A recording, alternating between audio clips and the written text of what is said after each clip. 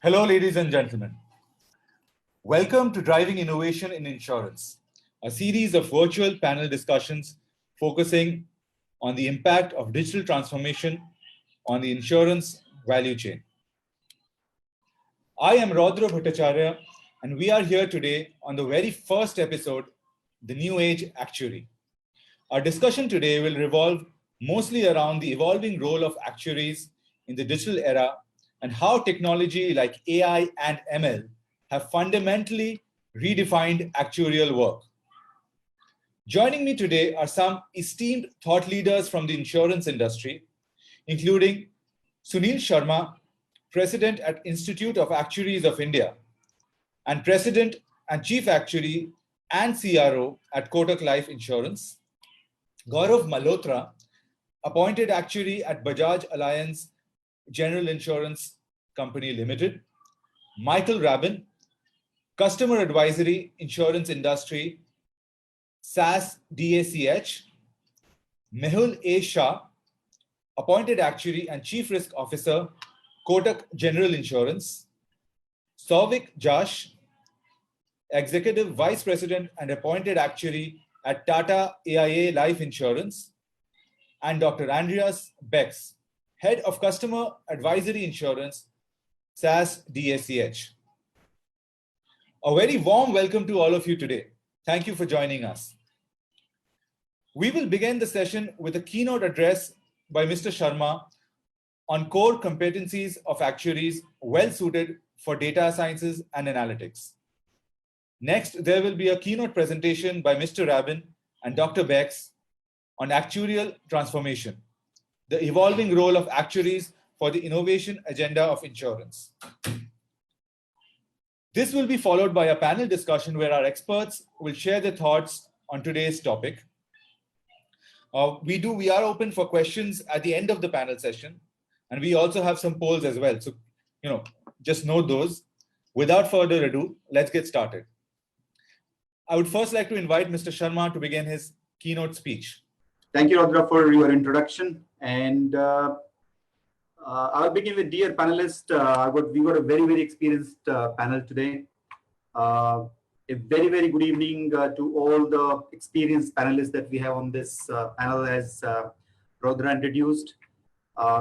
Dear all professionals who are attending the webinar, all actuaries and non-actuaries and data scientists, analysts who are experienced in this area, a very, very good evening. Well, first and the foremost, I would like to thank HT Digital for inviting me to deliver the keynote address and share my thoughts with you. The title of the webinar, as you would see, is the New-Age Actuary. It's pretty interesting and it's very, very topical at the moment. And in fact, this prompted me to really ask myself if I'm a New-Age Actuary. Well, the idea is really to deliberate the evolving role of an actuary in the emerging era of artificial intelligence and the machine learning that's evolving. If some of the actuaries are listening, I think they know me always. I always mention that I believe in the statement which says an actuary is not an actuary if he or she is only an actuary. I would like to spend a couple of minutes on the evolution of the actual profession. If you look at historically, actuaries have adopted to new techniques and the technologies as and when they emerge historically. If you look at, well, I'll just go back in 17th century when actuaries developed deterministic models for managing the life insurance business. And they actually got involved in conducting the pricing and the valuations using the typical commutation function tables. And there were no computers at that time. And if you look at, in 20th century, actuaries started getting involved in the probabilistic methods in general insurance business. And later, if you look at the history, when the computers were invented, it was perceived as a threat to the actual profession. And I was like, well, what will be the future of actuaries who do a lot of works using calculators and other calculations if the computer can replace their job? But I think if I were to look at the computers really came as blessing to the actual profession.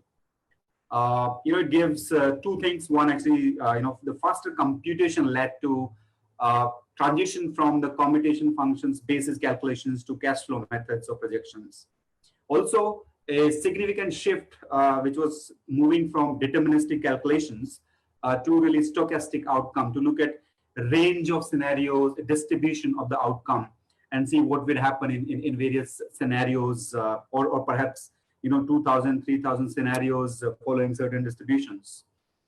And the calculations which used to take weeks, it could be done in hours. So I would say, I think actuaries shifted to the computers, and really it really worked as a blessing for their work. If I talk about myself, I think I started my career 30 years back with the only life insurance company in India at that time. Actuaries of my age grew learning calculations using the commutation functions, actual notations, the actual tables, and the computer got introduced at a very, very late stage. We all developed, and some of my colleagues would remember, we developed the programs in DOS-based Fox Pro to do the actual computations. Traditionally, if you look at it, actuaries were working on the product development, pricing, valuations, and risk management of this life, health, general, and pension liabilities. While actually, if you look at, they have been analyzing a large amount of data of the policyholders and determining their best estimate for the futures. Now, what has happened is, in the new world, if you look at the past trend, may not necessarily continue to be indicative of future. And the policyholders' behavior is changing much faster now as compared to what used to happen in past. And there's so much of information is available to everybody, and which actually just kind of change the policyholders' behavior quickly. And it is a change of the behavior of the policyholders which drives the emerging experience, with regards to the distributors' behavior or the customers' behavior. And a huge amount of data is available now. And it's extremely crucial to really use this data, not to ignore any field in the data, and design the tools using latest technology, which will really help the faster decision making for the insurers, or perhaps whatever business you are in any of the financial services.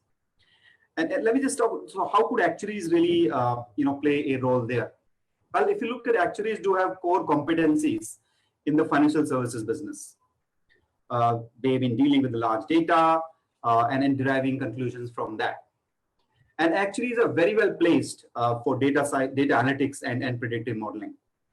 And one critical thing that we keep in mind is, while this artificial intelligence or machine learning can give an output, it's the actuaries' core competencies is actually critical to review and interpret the outcome for the better decision making.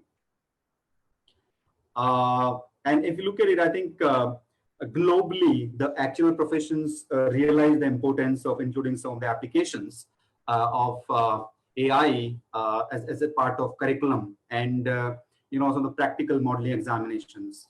We also in the Institute of Actuaries of India have already introduced R language and one of the modeling examinations in the education curriculum 2019, in line with the global curriculum. This will really help actuaries to make sure that they can look at the programming and build tools to really conduct the analysis in line with the emerging trend.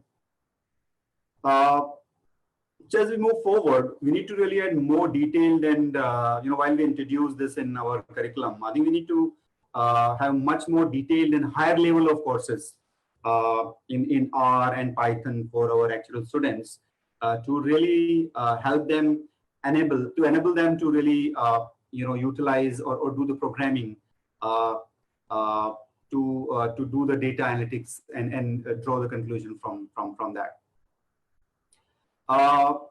And if you look at some of the institutes globally have already started making progress in that. If we were some of the discussion I had with Society of Actuaries US, they already started predictive modeling as in their course curriculum.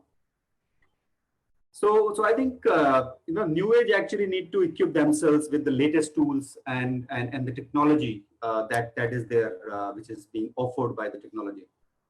I would really refer to recently, some of you may have attended the Actuaries Day celebrations, and the chief guest there, Dr. Sanjeev Sanyal, in his address mentioned, what the difference between risk and uncertainty. And it was very interesting perspective that he brought during his address. He said that while the past data can be used for managing the risk, all professionals, and he was also talking about his own profession, economist and the actual profession. And he said that all professions, including our actual profession, need to really update itself with the latest technology, which could really better handle emerging uncertainties. And that's what he actually differentiated between risk and the uncertainties. And he gave an example of, one of the uncertainties, which is came as this COVID-19 uncertainties. None of the past models that we had of the past experience could really help us projecting, the futures and the impact of COVID-19. And that's when, some of the emerging experience and feedback of the emerging experience to the model could really help in terms of faster feedback and training the tool and getting the output. I think I would say that it offers a huge opportunity for the actuaries in various sectors. And I'll give you some examples. Say for example, underwriting is based on the, can be based on the policyholder's attributes. You could really do a lot of process improvement by, say for example, policy issuance based on the attribute of the policyholders. And using, the past experience, the past policyholders' behavior, feeding that back into the model and see what sort of attributes give the better experience and do more fraud analytics and help faster issuance of the policy. You could actually offer pre-approved coverages to the existing customers with minimal or no underwriting. You can do instant claim settlements of the customers with certain attributes based on your machine learning in the past experience of the customers and feeding that back and getting what attributes are there to really help in terms of filtering out the fraudulent claims versus the claims which can immediately be settled.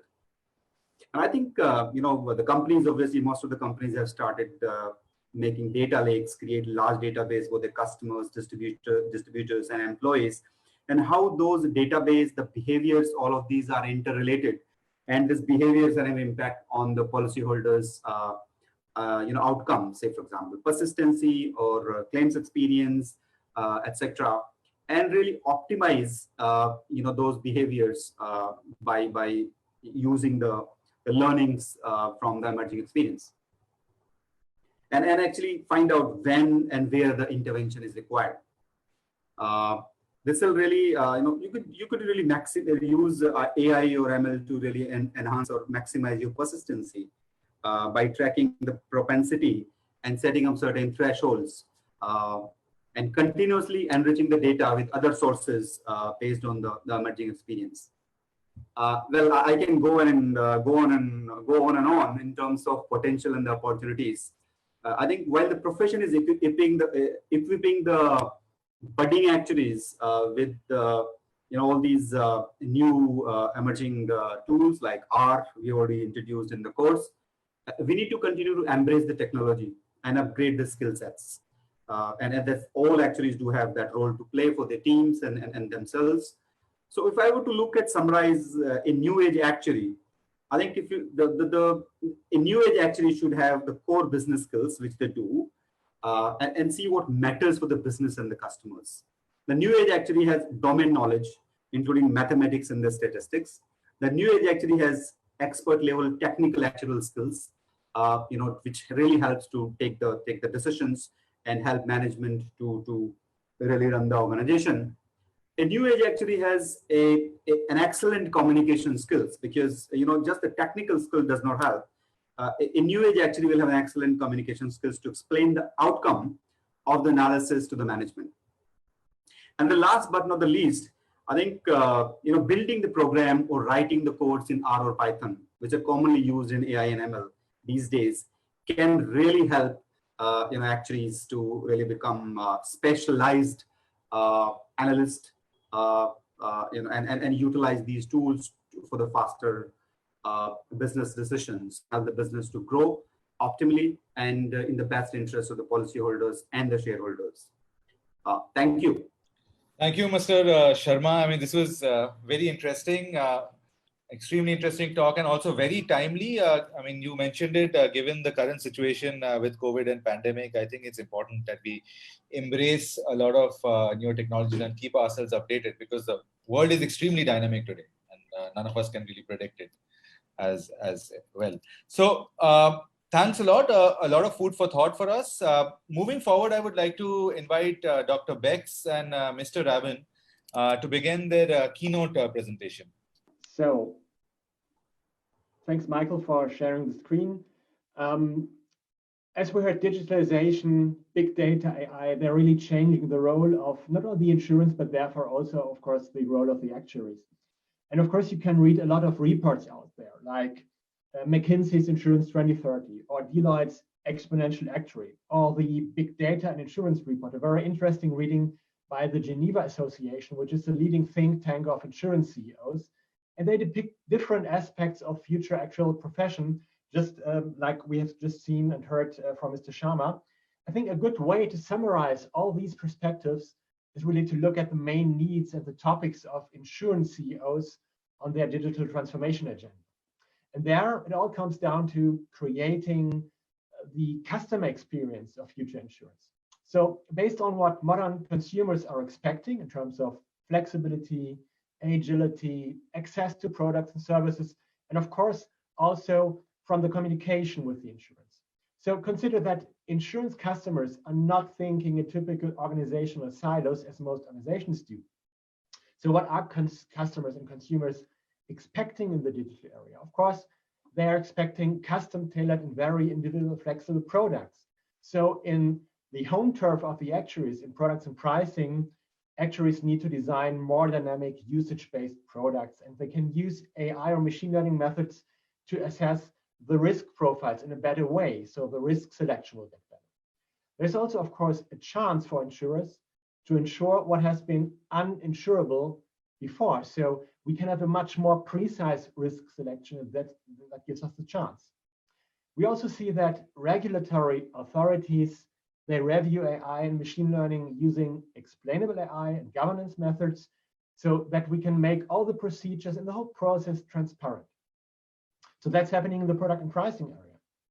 Customers also want a consistent experience whenever they communicate with the insurer or the insurer offers a product via different channels or services to them. Then if you look at claims management, this of course is where the promise becomes truth. And here insurers strive for straight-through processing, for rapid responses to claims. And this of course takes many perspectives into account. So the model needs to predict the severity of the damage, the fraud scoring, the likelihood of maybe legal challenges, or the customer value to determine exactly what would be the next best action. And all these touch points, they are linked from a customer perspective. So the interaction and the decision cannot be restricted to a certain silo because customers don't know the silos. If my claim was rejected, the CMO better starts a customer loyalty measure rather than giving an upsell offer. Or if an insurer offers a flexible product with optional tariff components, hey, this is the basis for more customer touch points along the life cycle. And of course, marketing needs to consider that. In the European market, we also observe a very strong strategic evolution, some may say revolution, from pure risk protection towards more of predicting and preventing risk. So large insurers are on their way of seeing themselves more as a lifetime partner than the one who pays for damages. So the field of smart insurance, that is an emerging field that brings big data, wearables, and IoT to health and life science as well. So all the flexibility, all the agility, all the interaction of a digital P&C insurer, as we see it already today, will affect life actuaries as well. So the risks insurance cover, the ways they underwrite, sell, distribute, manage claims, they are changing. And basically, it all comes down to automating the decision process across different business functions. So what's the right tariff structure? How severe is the damage? How do I best cope with a certain customer? And all these requirements are similar. They are data-driven. They make use of new methods, AI, machine learning. You need to be able to decide in real time while you have a conversation with the customer. You need to operationalize the decision process. That's one of the four aspects that Mr. Sharma said is very important for the actuary of the future. You need to be able to program, in the end, also the interaction, to operationalize it. So what does that mean for the role of the actuarial profile? Let's have a look at the actuarial home turf at the actuarial departments and EMEA, especially in P&C, where we see a large evolution of the future role. And Michael will guide you through what we are seeing there. Michael. Yes. Hello. Can you hear me? Perfect. Okay. Whenever I talk to actuaries across EMEA, they are very consistent in the many anchor points that they see for actual modernization in order to be future-proof. And I would like to share some of them with you today. So the most time-consuming task is, of course, getting the data and getting it ready, as this mostly includes requests to IT and lots of fine-tuning and communication across departments. This step often gets in the way of using data in a more innovative way. So getting the actuary more in the driver's seat with self-service and visual data exploration is a huge productivity booster. Today, technical pricing is mostly a repetition of last year's work with fresh data and some statistical tweaks. Here's a great chance to bring real innovation to the rate making. Be more creative in finding potential risk predictors in more and different data. Challenge traditional modeling techniques with self-learning and highly nonlinear methods, and use the breadth of latest and greatest algorithms from the open source community. And when it comes to commercial pricing, actuaries seek to exploit potentials in the existing portfolio by using high-performance optimization engines instead of simply sketching Excel scenarios, as we often find it today. And they need to manage and govern the ever-increasing amount of models they create in a professional manner, for sure. And one of the most exciting aspects, in my personal view, is extending the role of actuaries in the rating process.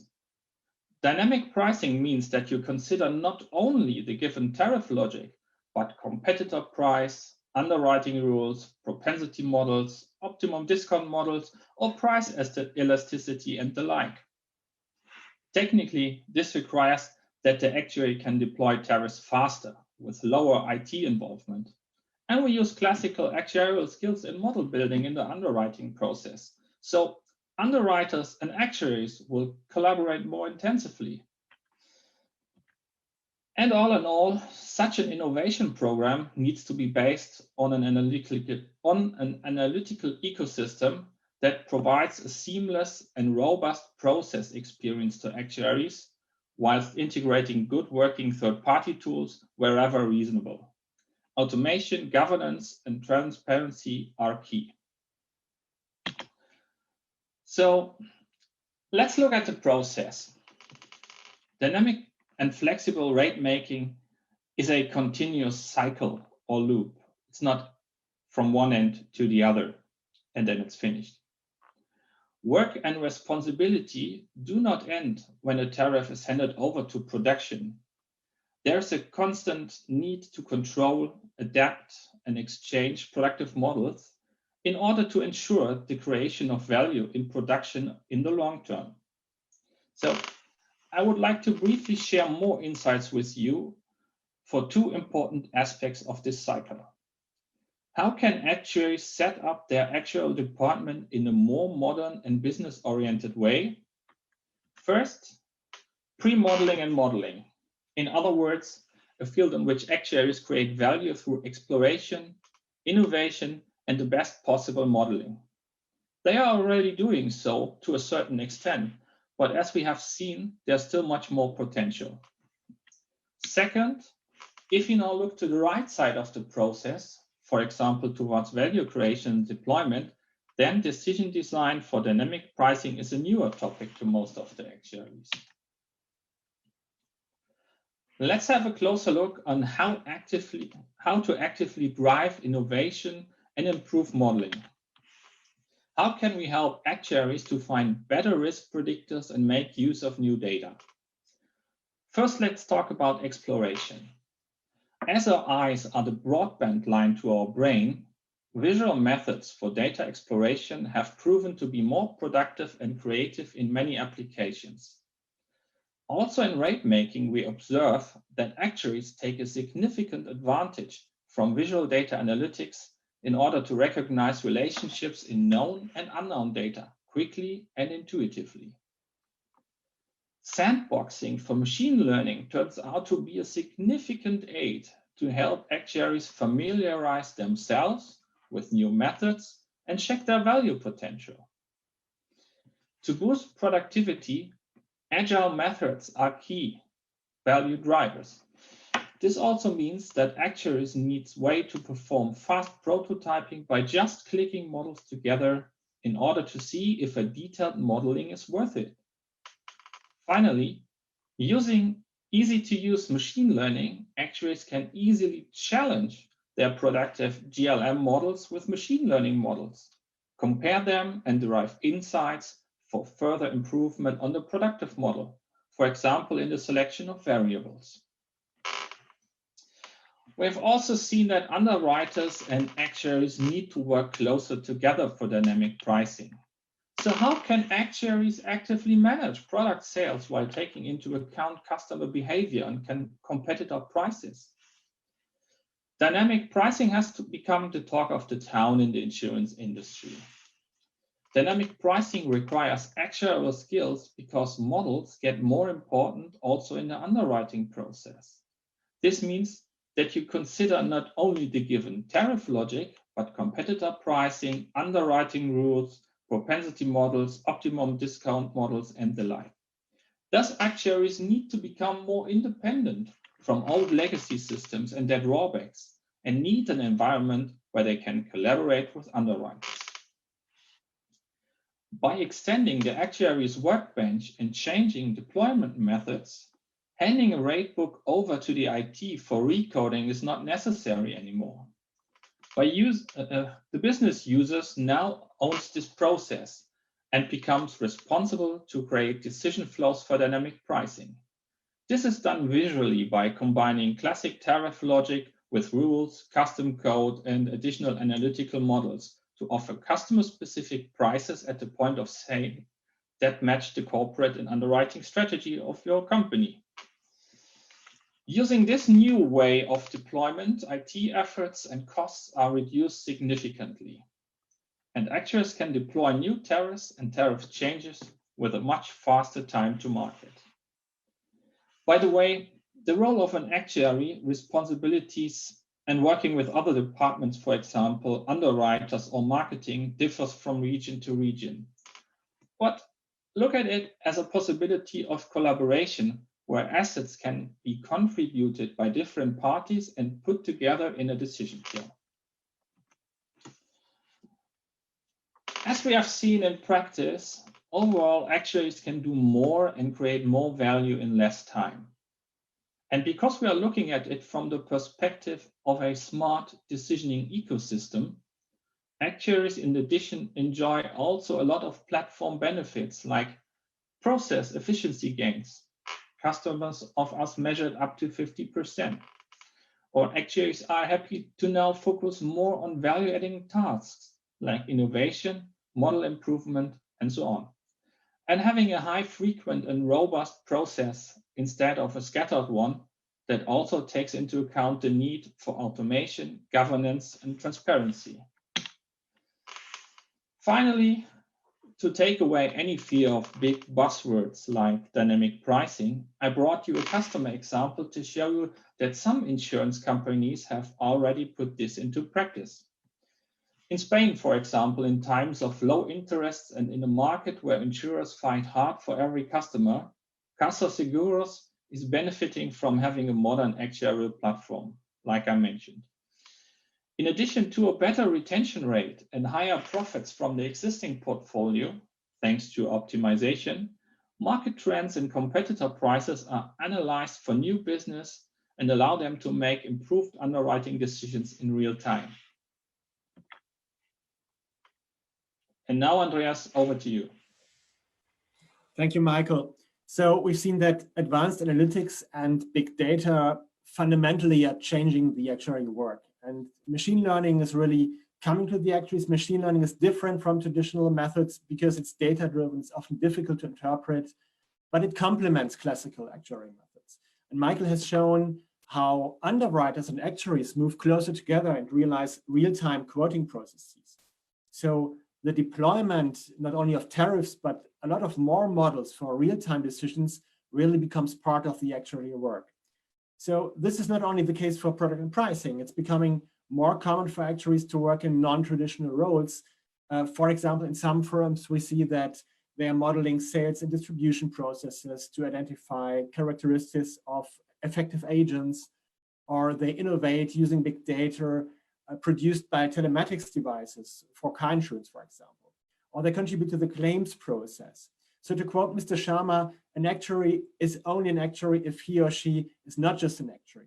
And while all this holds, especially for P&C insurers today, I'm sure that life insurance will quickly follow. So we have a change of the role, we have new methods, we have openness, we have agility, and all this calls for new and orchestrated processes and tools. It's not just the role, it's also the process, the tooling. We need to talk about governance, repeatability, reliability of processes, and transparency, of course. So, but the most important point, I think, is that there are new collaborative ways of working, which is also why the communication aspect that Mr. Sharma has shown is very important. So actuaries, underwriters, marketing guys, claims, they work together, and this requires a common ground, not only the communication, but also bringing together people with different skills. We need to support creative processes for gaining insights. And of course, also highly reliable processes for production. And of course, a whole bunch of technology, whether it's SaaS, whether it's Python, whether it's cloud technology. So a whole bunch of things come together here. And therefore, actuarial information really needs a consistent, smart decisioning ecosystem. And I'm happy to talk about this also in the panel. Thank you very much. Yeah, thank you. Thank you, Dr. Becks. Thank you, Mr. Rabin, for that wonderful presentation. I think I'm sure our audience has gathered lots of interesting insights from this presentation. If you need to know more and get in touch with either Dr. Becks or Mr. Rabin, you can book a one-on-one meeting or download the resources available on the event page. The link to the page is my colleague is just sharing it in the chat box, so that can help you can get in touch with us there. So it is time now for us to move on to the panel discussion. I would urge everyone in the audience to drop in their questions at the comment section. I saw that we already have 2-3 questions which are very interesting. We will take them at the end of the panel discussion.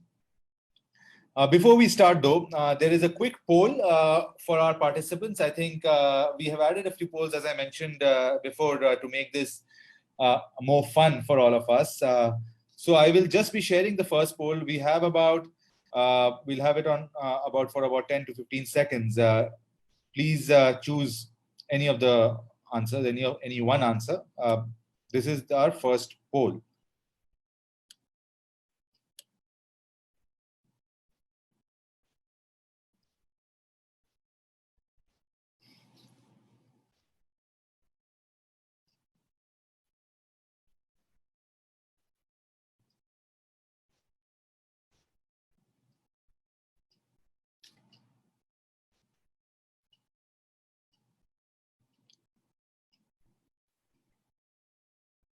I'm still getting answers, so I haven't removed it yet.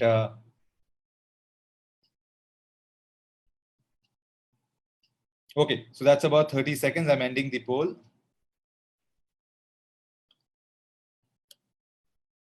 Sharing the results as well. I think maybe we can start on this note. Very interesting.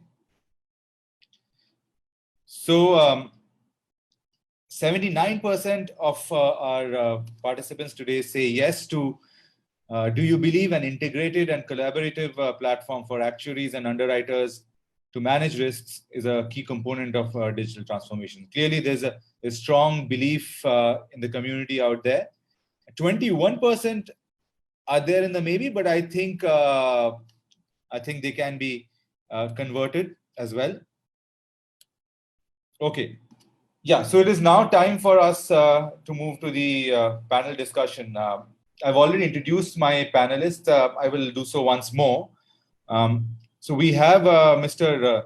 Sunil Sharma, who is the president of the Institute of Actuaries of India and president and chief actuary and CRO at Kotak Life Insurance. We have Gaurav Malhotra, appointed actuary at Bajaj Allianz General Insurance Company. Michael Rabin and Dr. Becks both just made a presentation, but Dr. Becks will be joining us for the panel discussion. He's the head of customer advisory insurance, SAS Germany. We also have Mr. Mehul Shah, appointed actuary and chief risk officer, Kotak General Insurance. And finally, Mr. Souvik Jash, executive vice president and appointed actuary at Tata AIA Life Insurance. Welcome to the panel discussion. My first question is for Gaurav. So, what does digital transformation mean for actuaries? I mean, we've had two very one keynote and a very interesting presentation. So, what does digital transformation mean for actuaries? What has changed for you, and what are your expectations of the near and maybe the midterm future? Thanks, Rudra. Good evening, everybody. As Sunil said, actuaries have always been involved with data, and they continue to do so. However, if we look at the volume of data that has changed, that has grown exponentially. So, and the way data is captured. So earlier it is all nicely formatted in nice fields we get the data, which has now completely changed. Now we are talking about looking at unstructured data. We are looking at big data. We are talking of analyzing images. We are talking about analyzing even audio going forward, the voice analytics. So all this would definitely change the tools and techniques that actuaries have used in the past. So they need to adapt to this, and it's not that these things are far-fetched. A lot of this has already started. Big data from telematics, wearables, those things are flowing in, the customer information from social media, the images from accidents to analyze claims better. So all of these things are already flowing in, and the actuaries have already using these data and advanced techniques to make best use of it. Fantastic. Thanks, Mr. Malhotra. Mr. Sharma, do you see actuaries becoming specialized data scientists and playing an active role in digital transformation of the business model of insurance? How do we convince regulators to open up to experiments with these new tools? Mr. Sharma, you're on mute. I'll just... Thanks for that. That's a very interesting question that you raised. Well, actually, if you look at it, as I mentioned in my opening remarks, actuaries are the domain experts in insurance. Traditionally in India, they've got the business knowledge and the domain experience. And, they understand the big picture of the business and, how the various parameters, there are large number of parameters, small things, which actually really have a large impact on the business. They do understand the intricacies and the interdependence and the correlation of those with the business outcome, in terms of what would be the sensitivities of those decisions on the business outcome. They are experts in the mathematics and the statistics and already work with a large quantity of data and are used to the complex models. I think if you talk about the models, the complexity of the models, I think actuaries do deal with a lot of complex models already. And they do play a very critical role in terms of all the stakeholders who drive the digitization and the transformation in the business. So I think the capabilities already exist in terms of dealing with the large data. The business knowledge already exists. As I mentioned, the key metrics and how do they impact various outcomes of the business do already exist. The only thing that I actually perhaps feel the need of is is really updating the knowledge on the technology. I think what's happening is a lot of new technology innovations are happening, and I think we just need to catch up on some of those things. As I mentioned, we have already kind of introduced the language and the practical modeling and our language in our curriculum, which is a good beginning. But I think we need to start really motivating our teams and the middle management, middle actuarial team in terms of updating their skills with regard to the new technology, and kind of utilize those new technology for the business decisions. If you were to ask me, I think data scientists, sometimes I get into a lot of discussion that we do, with our colleagues and also in the institute as to, what does data scientists do versus, let's say, data analytics or an actuary do? I think if you look at a lot of data scientists get involved in a lot of coding and programming, I would really see maybe the actuaries at the moment may not necessarily get into that, designing the program or doing the coding, etc. But I think if you look at over a period, at the moment, they also do a lot of programming in the sense in terms of the modeling and, future projections, etc. But they may not do the coding from the scratch. They would, mostly, adapt or perhaps modify the program to meet their needs. And really, their expertise lies in terms of the core competencies, in terms of large data, in terms of interpretation, in terms of getting the output, and how could you really utilize that for the business benefits, which will continue to be the case. And I think that's what will happen. I would expect that the new generation, of more budding actuaries, would probably over a period will acquire much more skills as we've introduced, our and then also they'll get a more access to the Python. Would get into more specialized, I would say, data scientist in that area.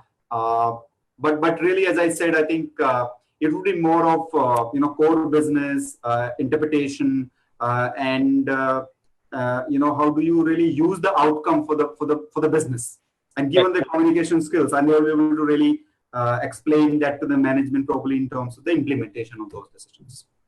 Thank you. Right, sir. So thanks.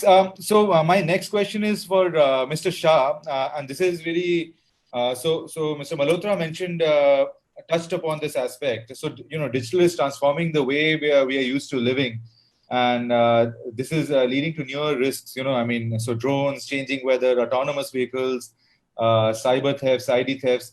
How are actuarial teams gathering this experience and pricing these new age risks? So you're on mute. Yeah. Yeah. Can you hear me now? Yes, sir. Yeah. Thanks, Gujrat. Your question actually is pretty vast, especially if the way we really look at it.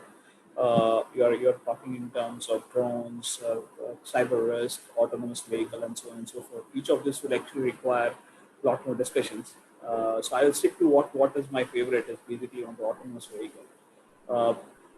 So autonomous vehicle definitely is a transformative change that we are really seeing it in terms of risk, definitely. I will not really focus so much on risk, but actually to be more precise to your question in terms of the way the data will really look like. So definitely with autonomous vehicle coming on the scene, we are seeing a tsunami of data. Be it volume, velocity, variety of data, that's going to be really exponentially big, and the pricing parameters may also change from person pricing to the vehicle specific pricing, or maybe even the manufacturer specific pricing may really emerge. So definitely this is one area where a lot of work is actually happening. In fact, I do recall Elon Musk really talking about that he needs a smart actuary who can really work on data science, and that's really the sign of things to really come, and the way the actuaries will get involved in this whole emerging space of AI, ML, and the autonomous vehicle. So that's definitely going to be very interesting space. And data is definitely going to be far more interesting, and volumes will keep on changing at very fast pace. Yeah. So, I mean, the key question is about pricing new age risks using all of this data. And I mean, of course, I mentioned a lot of different things, but of course, autonomous vehicles and telematics that you sort of get from that is a significant large area. And this is growing sort of really fast. Stage 4, 5 automation for vehicles is not very far away. So how, I mean, are there parts in the world where this is already being sort of used? What is really the way forward?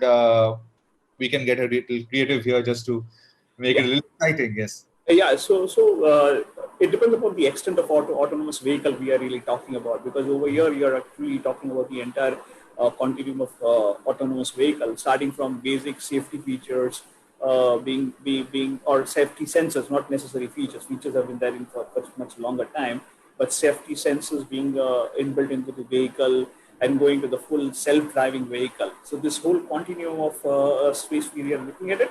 Some of the pieces are already getting priced in at the what actually it's for a want of a word I'm saying rudimentary level, which is basically the safety sensor one.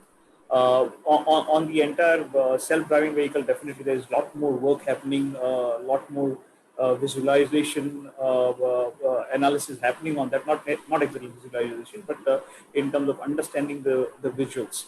So there's a lot more work happening on that space. From a pricing perspective, is still far off because it's still not on the road. But over here, definitely a lot of work is already happening.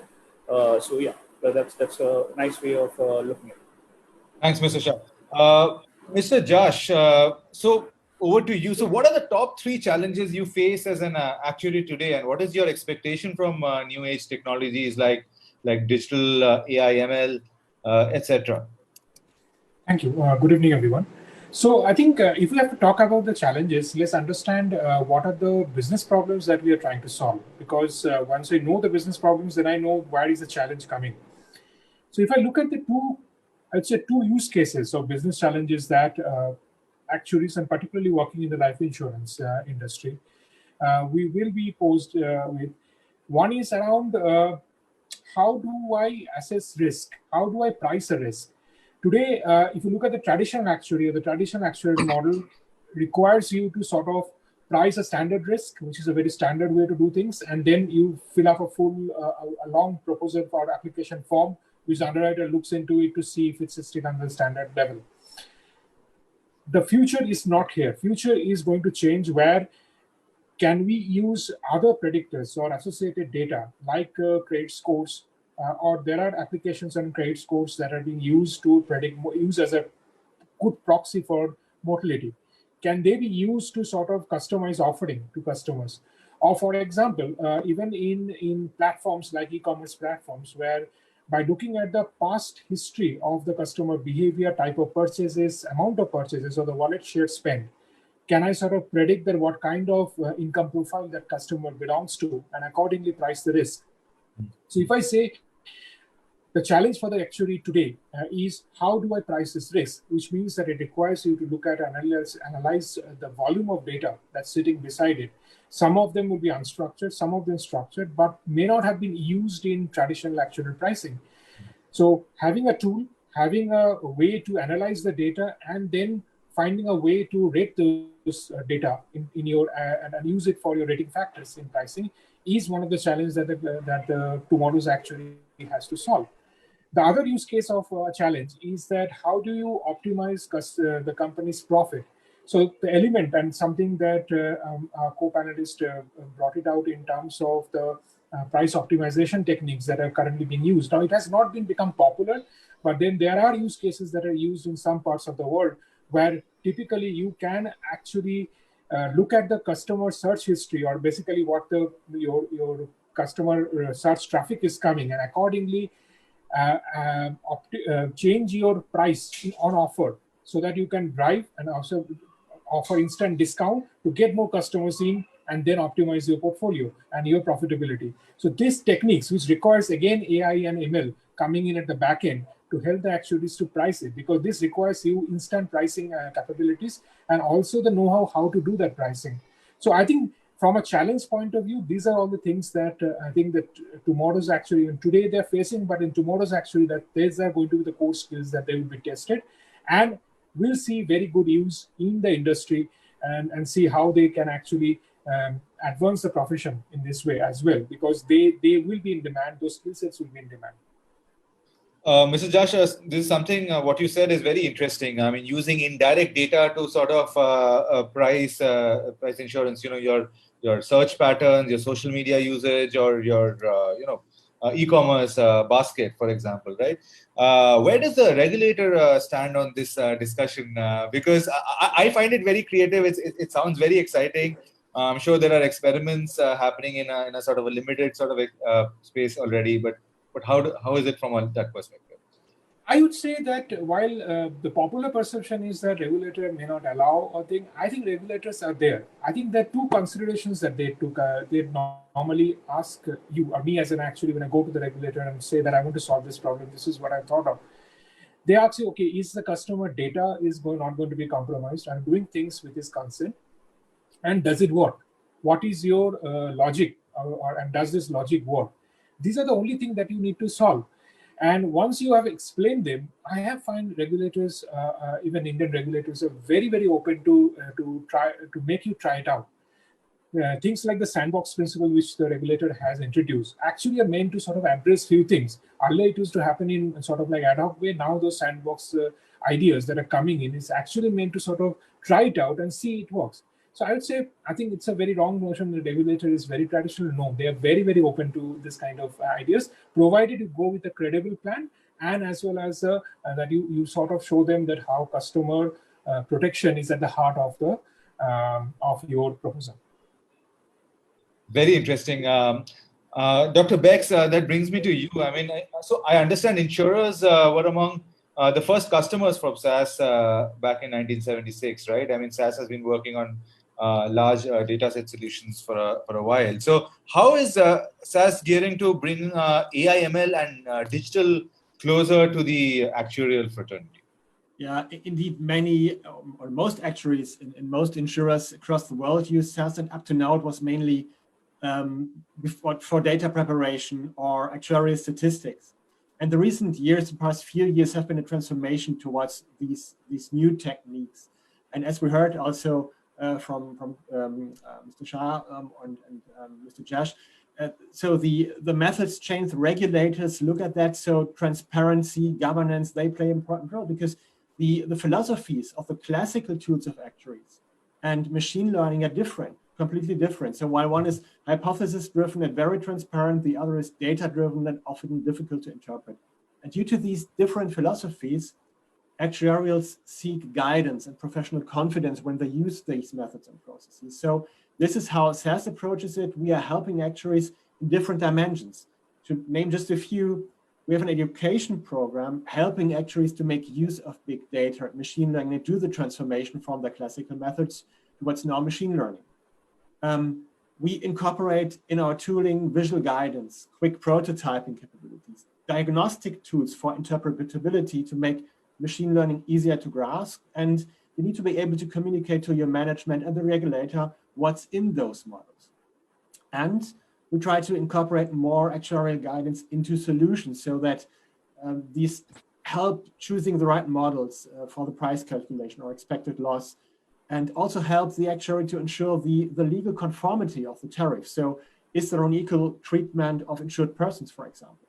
Again, the regulator will look at this. So, but I think the most important aspect here is that we need to look at the process. We need to look at the models, the business rules. These all need to be orchestrated. We need to ensure governance, repeatability, transparency along all the relevant process steps, because also the regulator, again, will look at these things, and we need to help them really achieving the transparency. Thank you, Dr. Becks.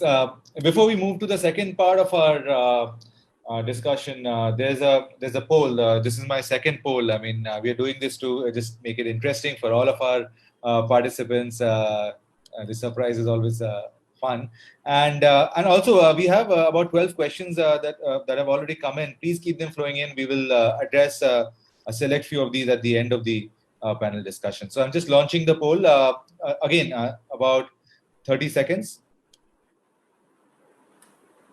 Yeah.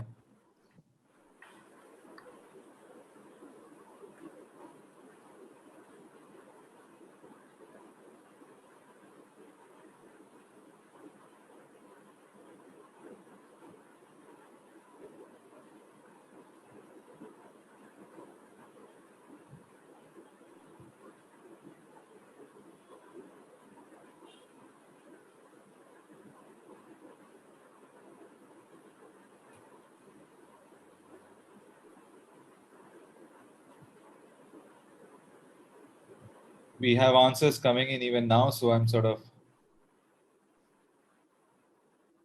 okay, closing the poll.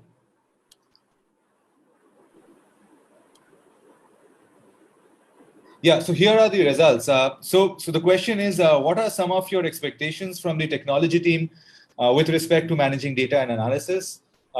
We asked you to share only 2 of the 4 options.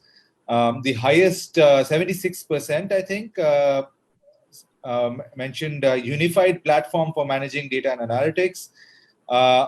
Again, 57% is capability to manage huge amounts of data. Interesting. I mean, if there's anything to sort of learn from this, is that the fraternity is extremely open and wants to pick up a lot of these tools. I think what Mr. Sharma is doing with the institute right now is very well timed. You'll find a lot of people interested in participating, Mr. Sharma, I think. So great. Moving to the second part of our panel discussion, Mr. Malhotra, I think the first question is for you.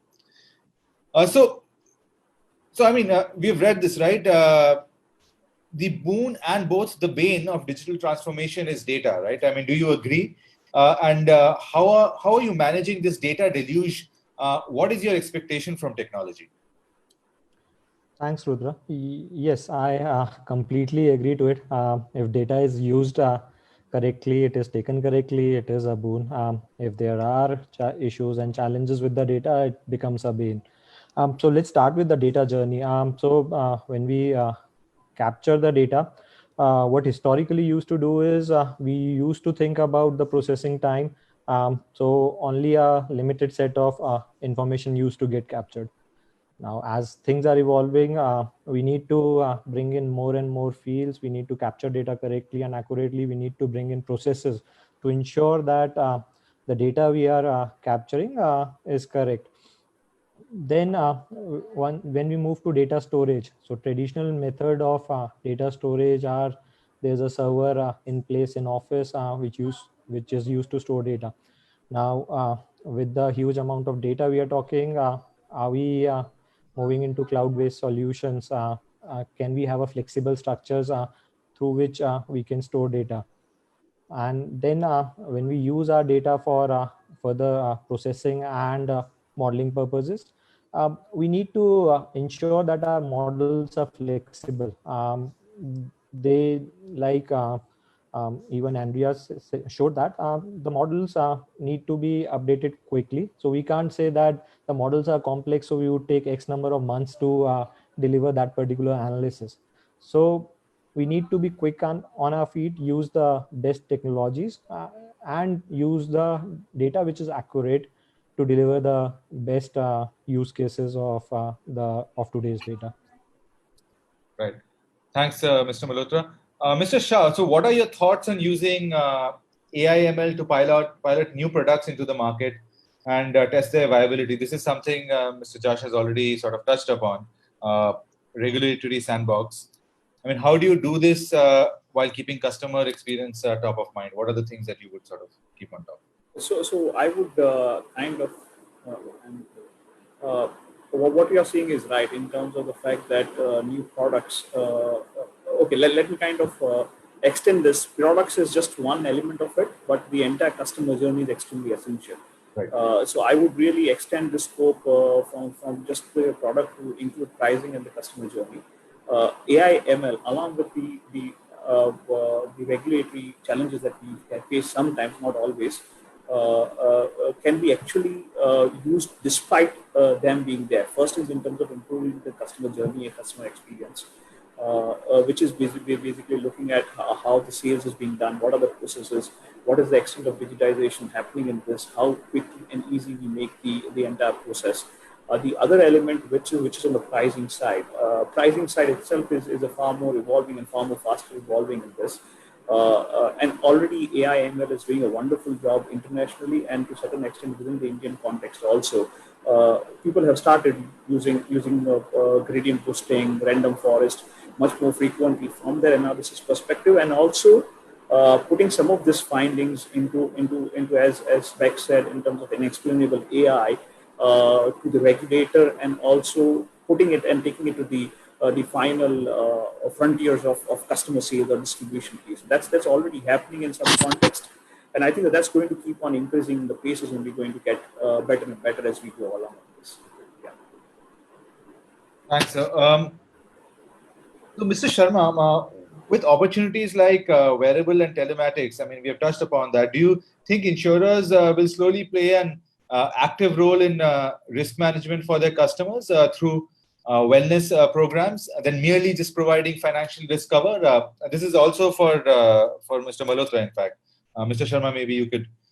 No, I think this wearables telematics are really very interesting in terms of improving the overall wellness of the customers. And eventually, if you look at for example, in case of health insurance or in case of life insurance, eventually, if you're able to relate the wellness with the price of the product, it would really help overall improvement in the health of the policyholders, because they get prompted, by the fact that they might get some discount in the premiums.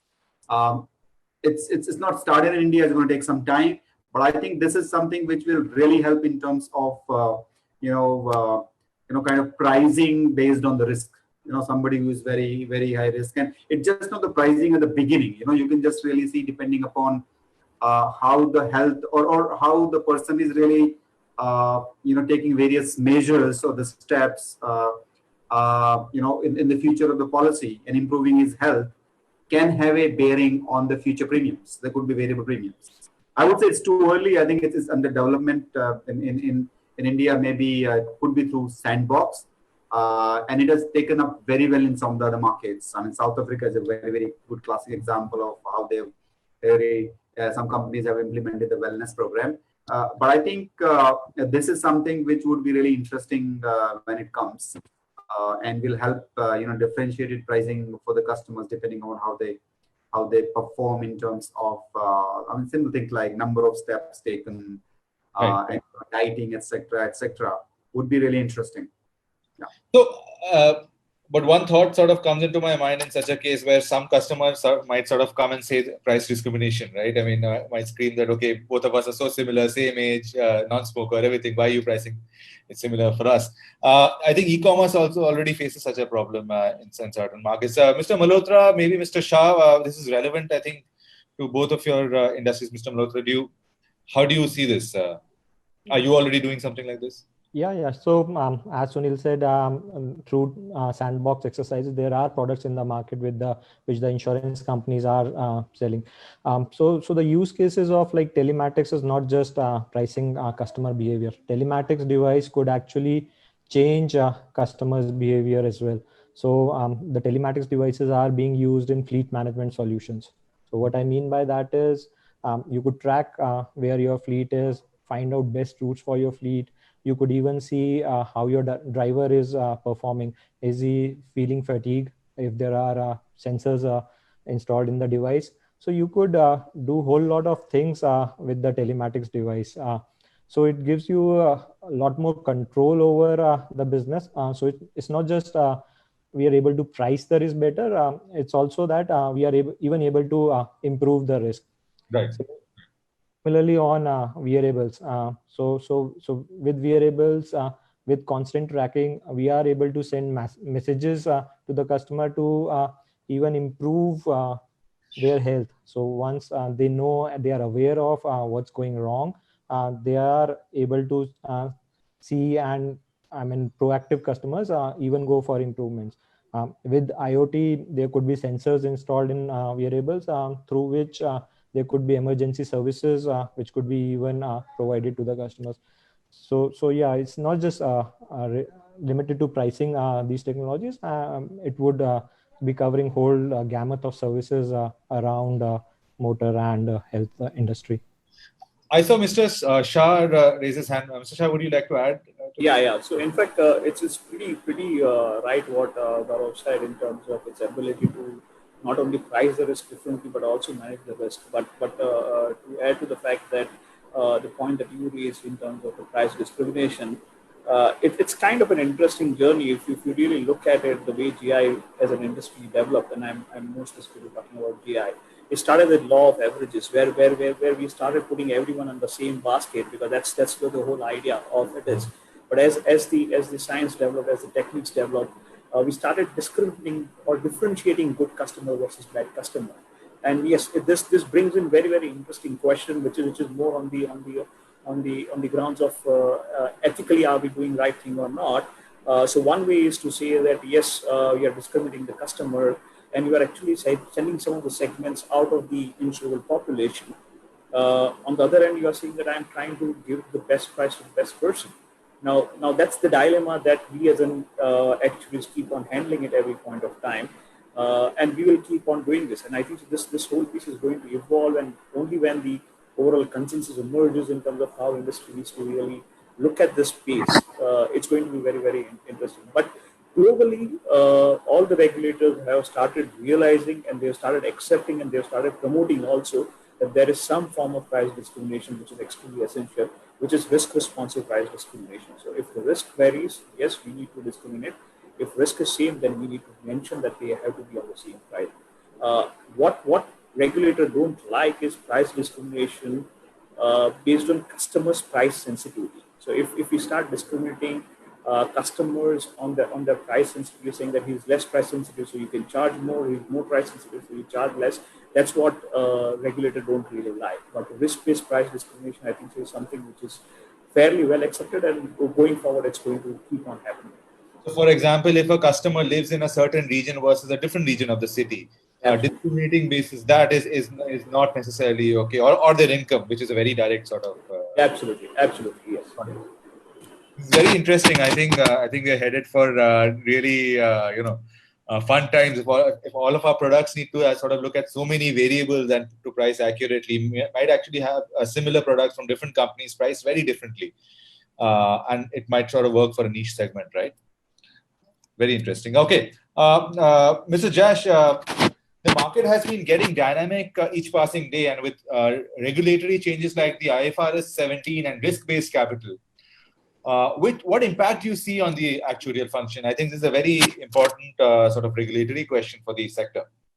Yes, definitely. I think it is the life of an actuary is going to become more interesting. And one of the things that I definitely foresee, and basically something that Sunil mentioned, that actuary is not an actuary, is just an actuary. He has to get get himself into other areas and know that. Say I'll take two examples, like IFRS 17. You need to understand accounting very well.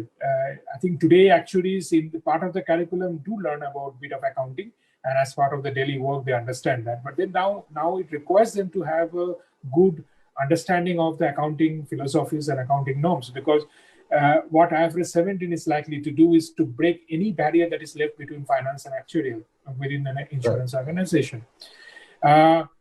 Secondly, if you look at the risk pricing or risk-based pricing, or if you look at the dynamic pricing, where you need to integrate more or need to understand how underwriters work or how underwriters think. So definitely you need to be sitting more closer to your underwriters to understand how doing it.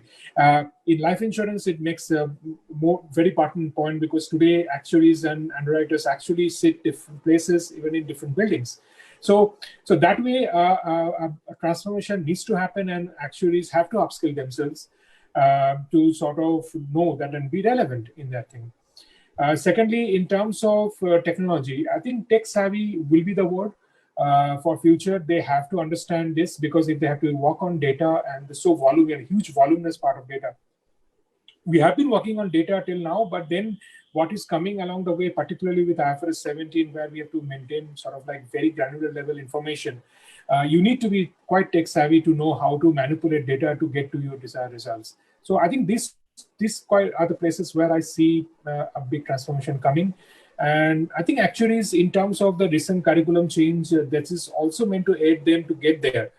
But actuaries have to keep on learning. Once you become a fellow, it doesn't make you stop learning. You have to keep on learning to remain relevant. So the interesting takeaway here is you see a convergence of professions happening. Actually, Yes. a finance sort of account role, as well as a data analytics role. I mean, sort of combined into one. Yes. Yeah, very, very interesting. Mr. Dr. Becks, in your markets where RBC, risk-based capital and IFRS 17 are working in tandem with the digital transformation of the entire insurance value chain, how do you see insurers already adapting? I think the process may be in a very early stage in India, or maybe sort of happening over the next course of 1 or 2 years. But you've already seen it happening, right? Yeah, I'm very in line with Mr. Jash as well here. So these two trends, like AI, automation, machine learning on the one hand, and the evolving global and local regulatory requirements, they are collective forces that change the profession of the actuary dramatically. And our market has seen that somehow. So again, I think we are moving to a more strategic task with the actuaries beyond traditional risk management. So they're not part of insight generation and decision-making across core processes, whether pricing or claims or marketing and sales, but also accounting. So a very interesting new role. And I see 2 points, 2 major aspects how insurers are reacting to that. First, they talk more about analytical ecosystems because decisions are at the core of the process. And I think your last poll has just shown that. So besides talking about governance, the regulator and productivity and transparency, this is also about the removal of brain monopolies. You get them when you hire data science superheroes who work on their own analytical environments. So bringing together and joining forces, this is really one important aspect here. Second, I see that insurers challenge their actuarial talents by new data-driven roles. So they hire guys, they call them data scouts, who look for new and fresh and interesting data to be incorporated into the decision process, or data scientists. Right. Some insurers embed these functions really within the actuarial department. Others set up data science teams that cope with new types of analysis, and surely they are competing with actuaries. So whichever way is the right one, I don't know, but we see that there are new ways of collaboration that are explored here, and roles like the actuarial role, which has been relatively stable over a long period of time, is now completely redefined. So my personal view is that, and I see that in many customers, actuaries really have always been the true data scientists of the insurance world, as they combine the subject matter expertise with communication skills, and of course the mathematical and also sometimes technical. The younger ones know the technical perspective as well. So this is also part of the education, and the pressure of regulators and the digital transformation, I think, will make the role of the actuary even more essential in future. I think, I mean, in India, we might be at a good spot where we can sort of learn from the experiences of the companies in Europe and accordingly adapt ourselves, prepare ourselves for these unforeseen challenges as IFRS 17 gets implemented. This brings us to our third poll of the day. So I'm just going to put it up again about 30 seconds. Let's see the results. Yeah, just sharing.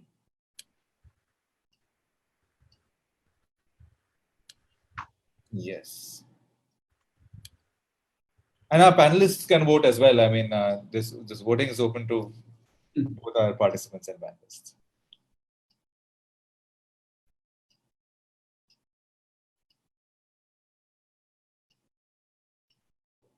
We're actually getting a lot of questions. I think I have over 20 questions, but we are running very much over time. So I'm just trying to figure out.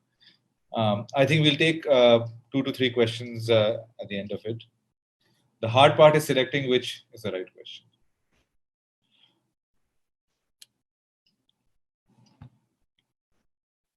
Okay, 39 seconds, ending the poll. So the question we asked was, what are the biggest challenges you foresee in IFRS 17 implementation? Select any 2. workflows between actuary and finance. This is something Mr. Jash mentioned.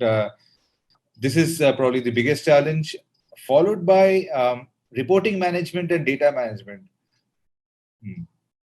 So reporting management is definitely going to be a challenge. I think getting used to a new system, a new style is not going to be easy at the first go. But I'm sure processes will be built, and maybe I think, I mean, maybe I'll leave it open to you, but a year down the line, people will be comfortable with the new system. The initial few months are always challenging, right? My last question really is for Mr. Shah. And please, this is actually a very open question that feel free to add. What are the lessons that the actuarial community has taken from the experience of COVID and related disruptions? As you said, this is really an open-ended question. Yes. Because our learning is not going to be very, very different from most of the other people in large element per se. So, for example, getting adapted to work from home, everyone has to do it, and that's the learning for everyone, be it you, be it me, be it Dr. Becks or any of our audience as well. But more specifically on the actual specific learning, I think so. The assessment of risk and the timing of taking that risk is actually going to be very, very interesting. Because to give you an example, with the COVID coming in, definitely there are COVID specific. So coming to the specific on the risk side of learning per se, it's extremely important to be agile in terms of the way you accept the risk as well as timing when you go to the market. For example, some of the companies really entered this COVID insurance early on, made a reasonable profits over there in that particular product, and then at the same phase they actually withdrew from the market. At the same time, some companies entered much later, and of course we saw some kind of losses as well. And some of the companies really ended up saying that this is completely a risk which we don't know, we don't understand, and so we want to stay away from it. So there are three ways of behaving in such a kind of situation, and all of these three things really bring this different perspective. And what's very, very important from this is that when you go and take some risk, which is of course to an extent not necessarily well understood, what you really realize or see is that if you are wrong by 5%, if you are wrong by 10%, 20%, how much money you are going to lose. It's something which I would say is always known and written in almost every book on the risk management. But seeing, experiencing, and believing yourself and going through that whole experience is one which is a very, very a big learning for me. Okay. So I'm really sorry the audio issue was still there, but I understood. I think most of what you said. I think it is a slight crackle. I mean, Mr. Malhotra, Mr. Sharma, Mr. Jash, would you like to add to that? The pandemic situation, Mr. Sharma, you touched upon it in your keynote as well. What has it really taught the actuarial profession in terms of how you go about business? I think there's a lot of learning, Rudra, from this. If I were to say, I don't think any of actuaries of our generation had seen pandemic. I think we just used to really read that in our textbook, something called pandemic. But I think we've seen this pandemic, and it's something which actually is, and that's when I refer to the quote which was, mentioned by Sanjeev Sanyal in our Actuaries Day. I think he said, well, while we could really look at the past experience and really look at the risks, but for how about uncertainty? And that's when, say, for example, now in the pandemic, the experience was emerging. We don't know what will happen the next day, how many infections will be reported next day, what will be the mortality, and the mortality is varying over a period. And still, I think there's a lot of uncertainty about the mortality. While we see that, the number of cases had started declining, or the mortality is under control, but there is still a lot of uncertainties. I remember, before 9/11, I don't think we would really, the catastrophic cover was not so popular before 9/11, and we would not really, insurance companies would not really take the catastrophic cover. And I think 9/11 really gave a lot of lessons to everybody that, there's some catastrophic events like that could happen. And there was a sudden surge in the demand for the catastrophic cover. So I think the lot of learning that we have in terms of from this pandemic is that you really need to find out tools where you can feed in the experience emerging immediately, and the feedback process should really be there. Because the mortality used to be very stable over a period.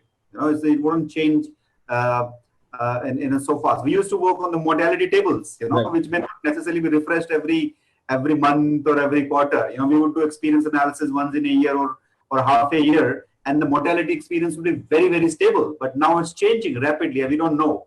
There's a lot of uncertainty. So a lot of lessons from that. But I think one positive thing that I see for the industry, I think the industry has taken this pandemic as an opportunity.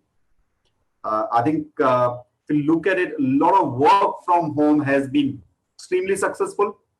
And I think the overall beneficiary will be the customer in terms of the overall optimization of the cost. The insurance company's overall expense ratios comes down would really help in terms of better offer from the customer's perspective. So I think that's a big positive that I see from this. But we're still to see what is going to be there over the next quarter or so. Fantastic. I think that's a very interesting thing that you mentioned. Lowering of costs, obviously, that will improve our insurance penetration in India, which is abysmally low, despite, so many government policies trying to push it.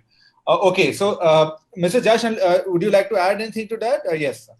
Just one point that I would like to add here is that basically, the way we have traditionally always approached the problem, that look at the past and see what the future is look like to be. This one definitely told us that past has no relevance for measuring the impact. I think one interesting thought that it's come to me in terms of that, how do we assess the long-term impact of us being in the lockdown or lockdown, out of lockdown, then coming back in lockdown, prolonged period of work from home. What is it doing to our mental health? What is it doing to our physical health? And how the impact of that is going to manifest itself, whether it's in the mortality or morbidity rates. I think that will be an interesting study that we'll have to see how it emerges and how the future is going to look like. Today, we may not actually realize, we may see a spike, but then is it going to be a long-term sustained rate, or is it going to be a blip and then come back to the long-term average that we have always seen in the past? So that's an interesting thing I'm going to watch out for, and we'll see that how that impacts future pricing as well. I think that this is a very interesting point. In fact, this brings me to a discussion I was having with my wife a few days back as to how the children in the 2 to 5 years age group will really see an impact as they grow up, and what will it mean to their development, to their mental health, because this is they're stuck at home in a very crucial phase of their lives when social interaction, schooling, physical activity is very important. No better than me, Rodro. I have a 4-year son, and I can see how much he is upset that he's not able to play always outside, like the way, or he's not able to go to his friend's house so often, or not able to go to school. And the worst part is they can't understand why are they being forced to do it. So so great. I think this was a great discussion. We'll just take 3 quick questions from our audience. We have over 20. That means people have really enjoyed our chat today.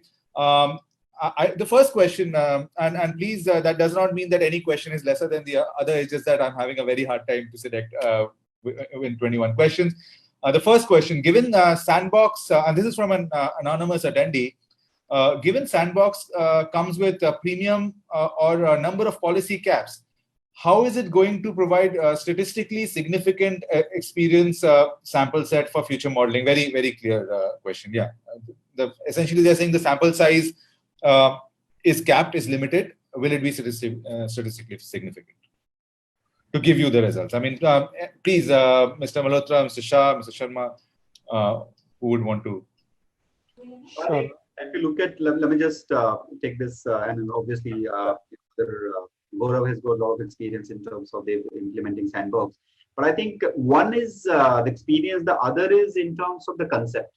In terms of how is being operationalized, how it is benefiting the customers, our customer really liking it, and experience in terms of, even if it is not extremely credible, there'll be some credibility from the experience. It may not be 100% credible, but by using the credibility theory, you could give 25-30% sort of credible experience to that.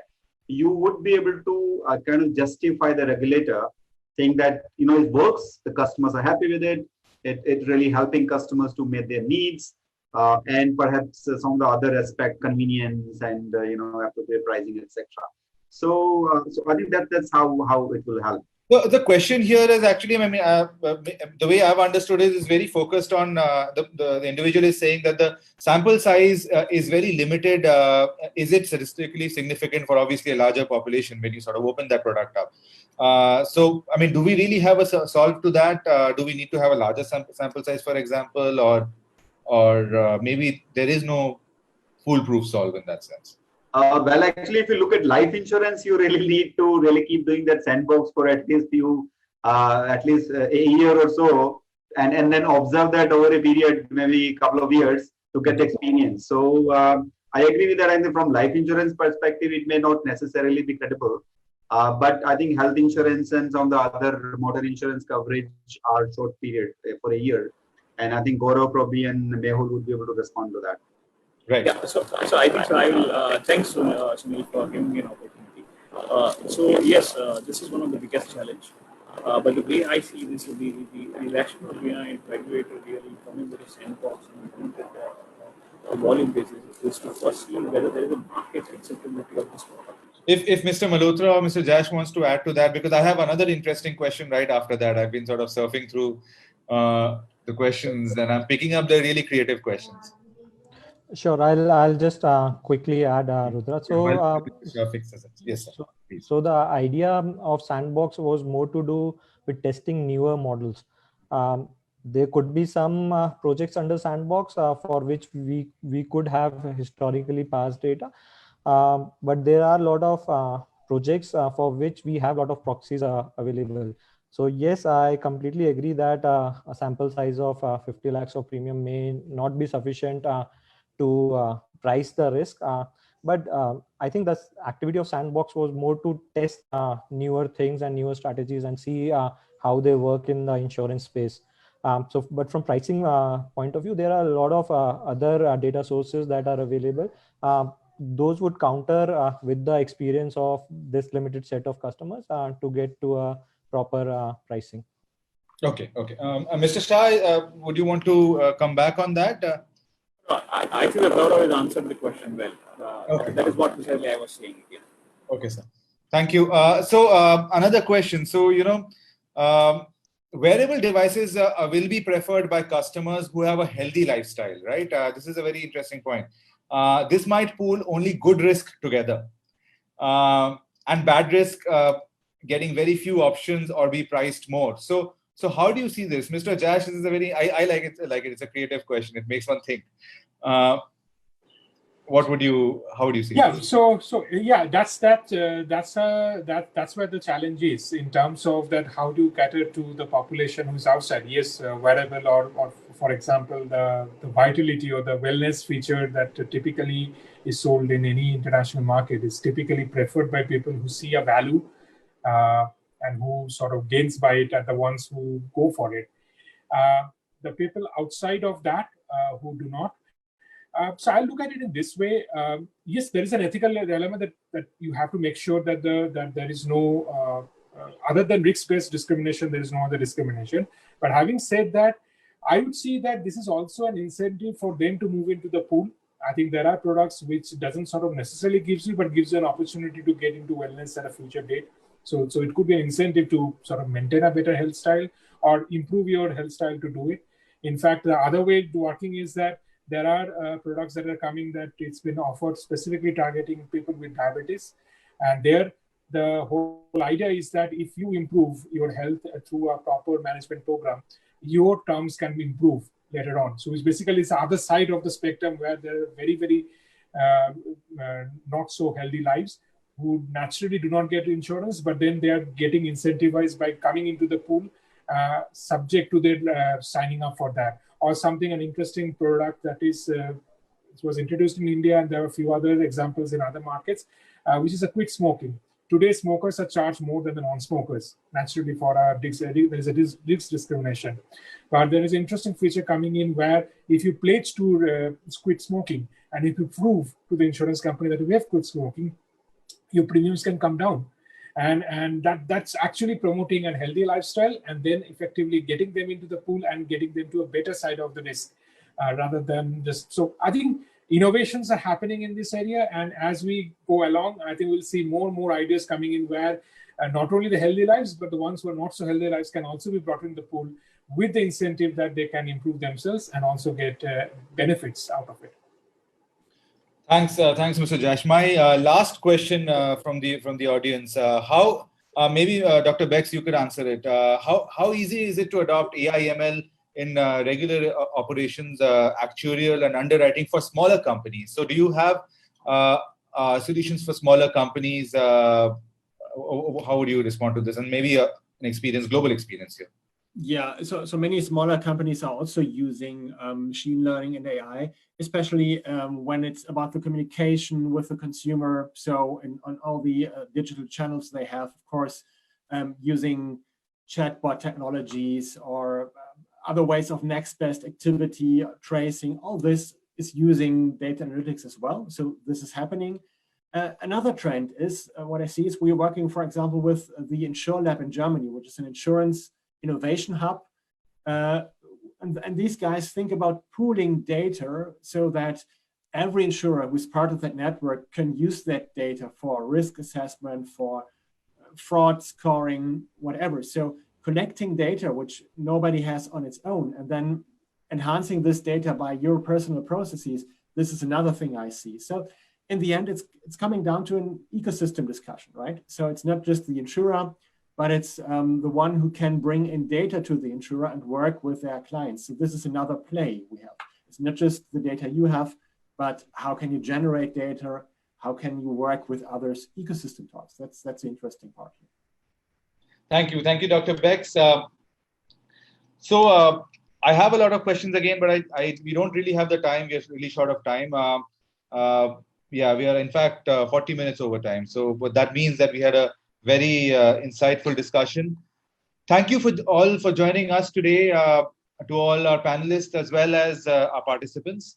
I want to especially thank our guest speakers for taking the time out on a busy weekday evening and sharing your valuable insights with us. A big shout out to SAS as well for partnering with us for this series. We will be back again soon with the next episode. Stay tuned.